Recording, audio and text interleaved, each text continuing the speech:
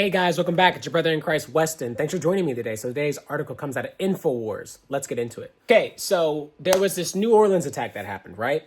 And as that attack happened, there were some articles that popped up about people talking, obviously in the new year that's coming, Trump is coming into office, and people want to prevent that. So it's funny how you have Elon Musk's Cybertruck blowing up in front of a Trump hotel. And it's symbolizing like, hey, we're out here for blood kind of situation. I want you to look at an article that came out. I remember this woman talking about this last year, maybe late last year, I forgot. But let's just read it. It says here, former CIA officer warns 1,000 Al-Qaeda fighters in U.S. for next Homeland attack. Now, we talked about this. I talked about it either in 2022 or 2023 or 2024 about sleeper cells, that there were so many people crossing the border that there were sleeper cells. There were probably people who are there. They were identifying them, saying these people are on the FBI's most wanted list. And these people were crossing over, and they're all men. That's really, really, really, really weird. So let's just read it. It says here, in recent discussion on the Sean Ryan show, if you've never watched that, you can go watch it. Sean Ryan show, he's got a whole bunch of people talk about a lot of controversial topics that are more 99% true, I would say. I don't think any have fallen through. But CIA targeting officer Sarah Adams warned of a potentially devastating attack planned by Al-Qaeda terrorists on American soil. The interview offers significant insights into what may be unfolding as Al-Qaeda sleeper cells, I haven't reviewed this either, I just remember her face, could be activating in the wake of the New Orleans terrorist attack, and a possible vehicle-borne improvised explosive device, VBIED, in the rear of the rented Tesla Cybertruck that exploded outside Trump's hotel in Las Vegas just hours later. Ryan asked Adams, I just want to clarify, you are 100% certain that there are 1,000 plus Al-Qaeda-trained fighters within the U.S. borders. We're going to watch the video here in a second. Adams, currently a global threat advisor with extensive experience in the Middle Eastern affairs, responded, well, Al-Qaeda says they are trained and deployed 1,000 for this attack. First off, I think there are more than 1,000 members in the United States, but for the Homeland attack, the number is based on what Al-Qaeda is saying. They could exaggerate. However, they did have about 1,400 in the Hamas attack. So the number is not off from what they did in the first round.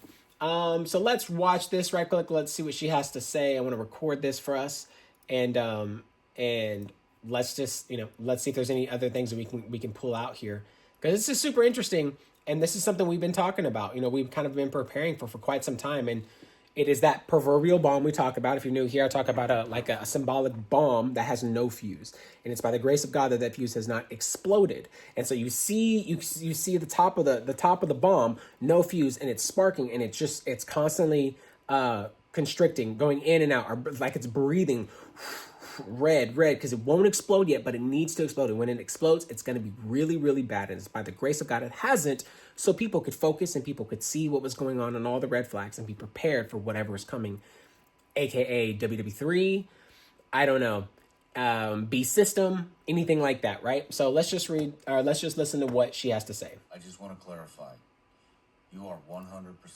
certain that there are 1,000 plus Al-Qaeda trained fighters within the United States borders? Well, Al-Qaeda says they trained and deployed 1,000 for this attack. First off, I think there's more than 1,000 Al-Qaeda members in the United States. But for the Homeland attack, that number is based on what Al-Qaeda is saying, so they could exaggerate it. However, they did have about 1,400 in the Hamas attack, so the number is not off from what they did in the first round of attacks. How old is this information? I mean, it's ongoing. So the training's already done, right? So all the training info is now old because they trained all the Homeland attackers, if that makes sense. So like next week, you're not going to get info of a Homeland attacker probably at a terrorist camp because it's already done.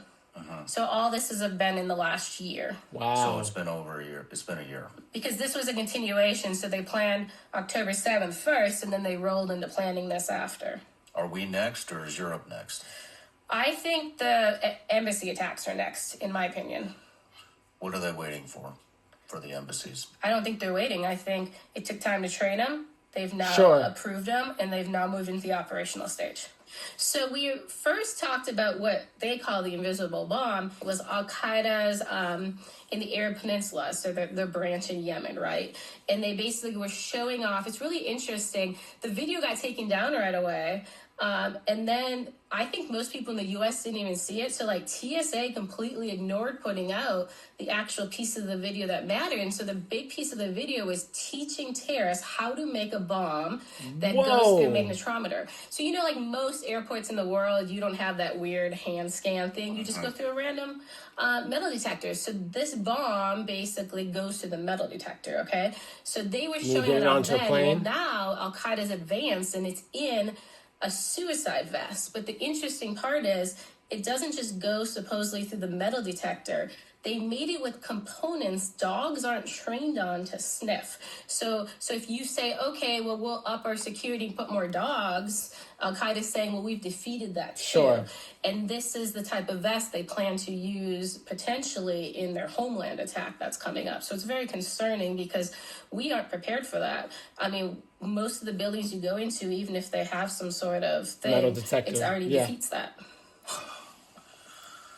I mean, I don't think we're prepared for anything that's coming. Yeah, I've been saying, I don't think we're prepared for anything that's coming. It feels like we are, but we're not. But they've moved past metal detectors and dogs being able to sniff something out. That makes so much sense as you just pass through, unless you're patting down somebody, right? That's the physical aspect of that, like checking people. That's nuts. She says, we have not had a man walk up to a building with a suicide vest in America. Sarah Adams outlines the enemy's plans for 2025 Homeland attack. This is information every American should know about. I'm not going to record that one. You guys can go watch. Let's just see what she has to say. There's far too much happening, and when an attack on our homeland emanating from Afghanistan occurs, the resulting moral injury will be catastrophic. This is from somebody who knows way more than I do. Those who served deserve far better than this, Adams wrote hours before the attack on Tuesday night. Meanwhile, General Michael Flynn, who served as the National Security Advisor in Trump administration, wrote this. Again, it is not what you call it in the end that matters. What matters is if there was intelligence prior in some agency or department and it was not acted upon. How many times have we heard that since last year? Something not acted upon. They knew, and then it comes out and it's like, how do you know? And then you don't take action. A failure of decision makers, not a failure of intelligence. Oh, that's good, man. That's, golly, your choices matter. And it seems like the pieces or the powers that be know and they don't move or they allow something to happen. That's just what it looks like. Now, that's just an opinion. Doesn't mean it's true. But from all the evidence that we get, even with 4 years ago, you know that this thing happened in a lab and you decided not to act upon it. Instead, you went a different route. What was that other route for? Why was this made up? Why did you even go here in the first place? What was this going to achieve? Anyway, to me, in my mind, it achieves an ulterior motive for something that is trying to usher in other criteria, lay the framework for. Yes, sir. Yes, you can. So I say that because that's what we've been saying the entire time. So let's keep moving. It says prevention is what we shoot for. This is what the kind of hard work of the intelligence does. If we don't follow and hunt down every lead, then you end up in a reactive after the fact mode. This tragically is where we are at when we should be very joyous, when it should be a very joyous occasion. Members of my family were walking along the Bourbon Street last night at midnight. Another big question, what's next? Are the people with knowledge rapidly crossing levels of intelligence to prevent the next attack?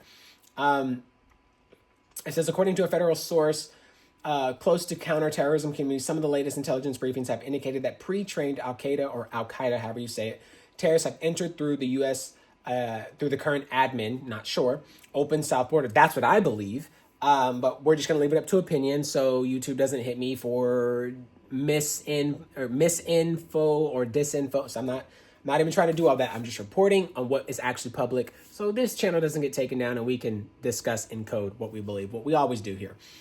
It says the Biden admin disastrous exit from Afghan gave rise to Al-Qaeda's global jihad. One wonders if the alleged terrorist cells operating with the U.S. would still be active had had somebody opposite than Trump that was running if she had won.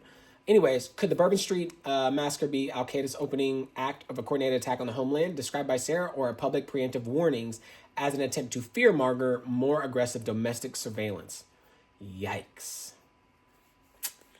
So, and then there's a birds that are getting sick thing down here that says it's a psyop. I don't know. We'll see. You already know how I feel about it. So anyways, guys, this is a video.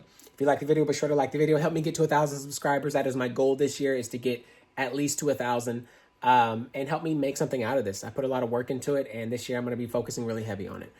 If you like the video, like the video. If you don't like the video, don't like the video. But if you want to see more, be sure to subscribe. It helps me out. Leave a comment down what you think is going on here, why this is playing out, how this is playing out, what's next. I don't know, but I'd love to interact with you down there. See you in the next one.